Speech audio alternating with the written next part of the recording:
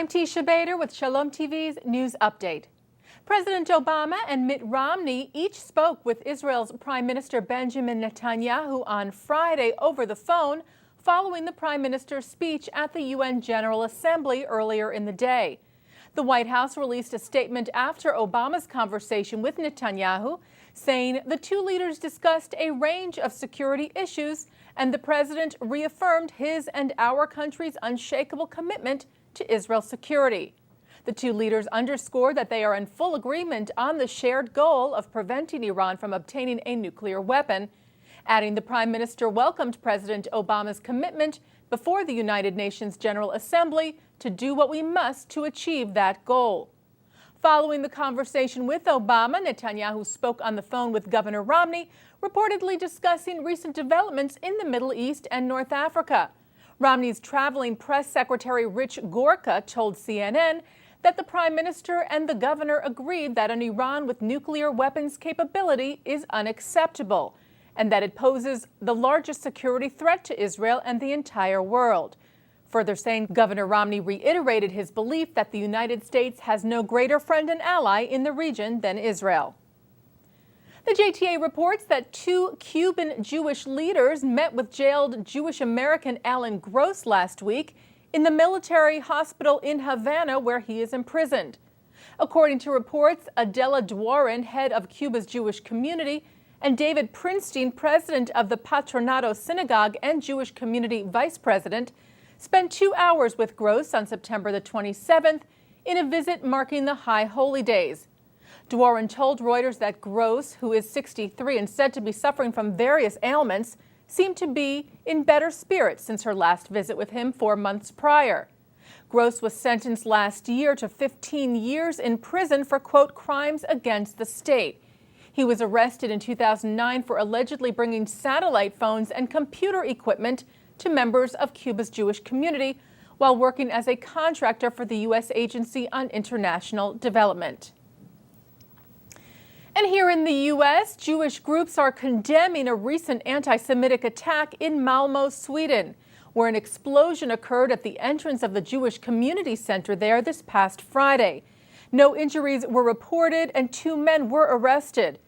The Anti-Defamation League called on government leaders to do more and also referenced an apparently unrelated attack 9 days prior to the Malmö attack, when 2 men threw an explosive device into a kosher supermarket in Sarcelles, France, injuring 4 people.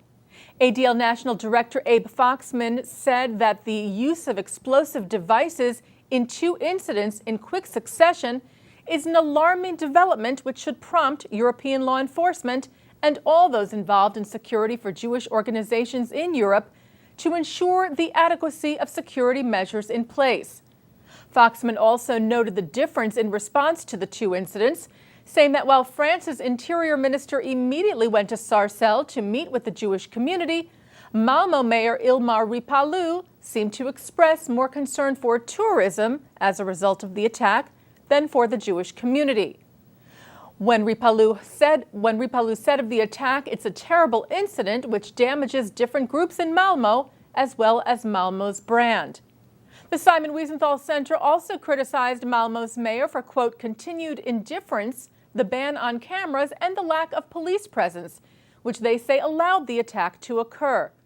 The Religious Action Center of Reform Judaism released a statement with its director, Rabbi David Saperstein, saying that the Malmö, Sweden attack serves as a bitter reminder of the continuing anti-Semitism there and called on local and national authorities to, quote, delegitimize anti-Semitism and religious intolerance and to take immediate and tangible steps to ensure the security of Malmö's Jewish community.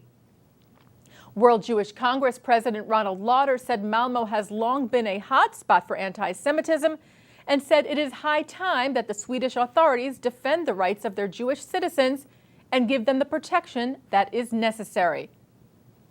And finally, a new Israeli envoy has taken up his post as ambassador to the Holy See, the government of the Roman Catholic Church.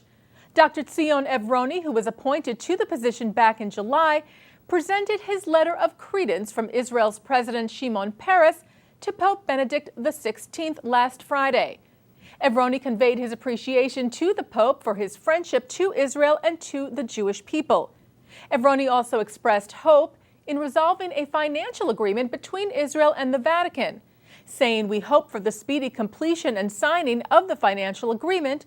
This will pave the way for the upgrading and strengthening of the relations in many areas, including academia, culture, and combating anti-Semitism." Evroni has held positions at the Israeli Foreign Ministry and has been based at posts in the United States and Ireland, where he served as ambassador from 2006 to 2010. The Vatican and Israel established full diplomatic relations in 1993. And that's Shalom TV's news update. I'm Teisha Bader.